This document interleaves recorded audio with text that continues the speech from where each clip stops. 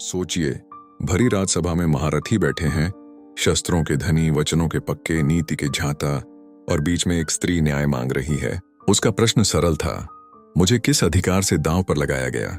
लेकिन उस सरल प्रश्न ने पूरी सभा को मौन कर दिया। अगर युधिष्ठिर धर्मराज थे तो वे चुप क्यों रहे? अगर भीष्म प्रतिज्ञा के प्रतीक थे तो उत्तर क्यों न दे सके? अगर दुर्योधन दोषी था तो सभा के बाकी लोग निर्दोष कैसे हो गए? क्या उस दिन केवल द्रौपदी का चीरहरण हुआ था या पूरी व्यवस्था की आत्मा का?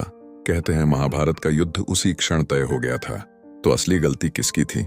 दुर्योधन की, युधिष्ठिर की, या उस मौन की जिसने अन्याय को जन्म दिया? आज हम उसी सच को खोलेंगे जो द्रौपदी के चीरहरण के पीछे छिपा है और जो आज भी समाज से वही सवाल पूछता है। कहानी है उस चौपड़ के खेल की जिसने एक महारानी के सम्मान को दांव पर लगा दिया। हस्तिनापुर की सभा में जब पासे फेंके जा रहे थे तो वे महज हाथी दांत के टुकड़े नहीं बल्कि कुरुवंश का भविष्य तय कर रहे थे।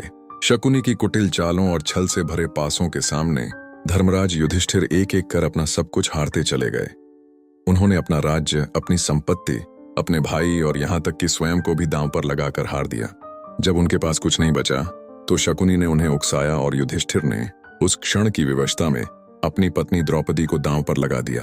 पासे एक बार फिर फेंके गए और सभा में सन्नाटा छा गया। युधिष्ठिर द्रौपदी को भी हार चुके थे।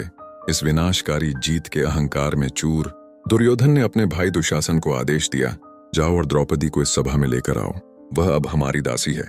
दुशासन अपने भाई के आदेश का पालन करते हुए द्रौपदी के कक्ष में पहुंचा और उन्हें बालों से पकड़कर घसीटते हुए उस भरी सभा में ले आया जहां कुरुवंश के सभी बड़े बुजुर्ग मौजूद थे। अपमान और पीड़ा से भरी द्रौपदी ने मदद के लिए गुहार लगाई।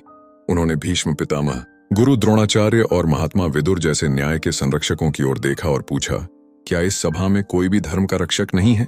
लेकिन उनके प्रश्नों का उत्तर केवल मौन था। वे सभी सिर झुकाए बैठे रहे, मानो उनकी आंखों पर पट्टी बंध गई हो और उनके मुंह पर ताले लग गए हों। जब द्रौपदी की गुहार का किसी पर कोई असर नहीं हुआ तो दुर्योधन ने क्रूरता की सारी हदें पार कर दी। उसने दुशासन को द्रौपदी का चीरहरण करने का आदेश दिया। जैसे ही दुशासन ने द्रौपदी की साड़ी का पल्लू खींचा, द्रौपदी ने अपनी सारी शक्ति और उम्मीद के साथ आंखों को बंद कर भगवान कृष्ण को पुकारा। उन्होंने प्रार्थना की, हे गोविंद, हे द्वारिकाधीश, मेरी लाज रखो। उसी क्षण एक चमत्कार हुआ। दुशासन जैसे जैसे साड़ी खींचता गया, साड़ी उतनी ही लंबी होती गई। कृष्ण की कृपा से द्रौपदी की साड़ी अनंत हो गई। दुशासन साड़ी खींचते खींचते थक गया और अंत में शक्तिहीन होकर जमीन पर गिर पड़ा, लेकिन द्रौपदी का अपमान नहीं कर सका।